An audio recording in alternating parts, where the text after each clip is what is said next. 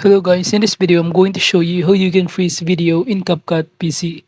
So the first thing that you need to do is to simply open your CapCut application on your PC, and after that the next thing that we need to do is to simply import the video or the files that we're going to edit. So just click the import video or option right here and simply choose from our computer files the video that we're going to edit in here.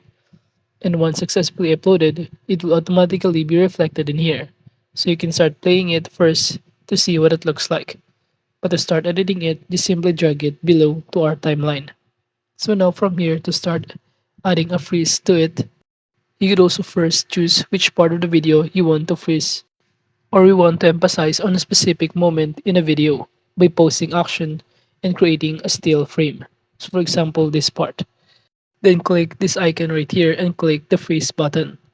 By clicking the freeze button, you can also start adjusting how many seconds you want this specific moment in here in the video to be freeze, in which this feature is particularly useful for tutorials, dramatic effects, highlight moments, or adding a commentary.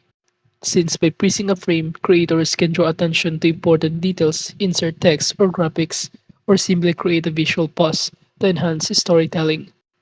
And from here, you can also start adjusting the minimum duration of it. So basically, as you can see, if you're now done, you can now proceed by clicking the export button on the top right to save the changes. And this feature freeze adds a variety of pacing of video and can help to clarify or spotlight the key parts on the content. And overall, the freeze option enhances both the creative and functional aspects of the video editing here in CapCut. So again, to save the changes by clicking the export button on the top right. And that is just how you can start freezing video in CapCut PC.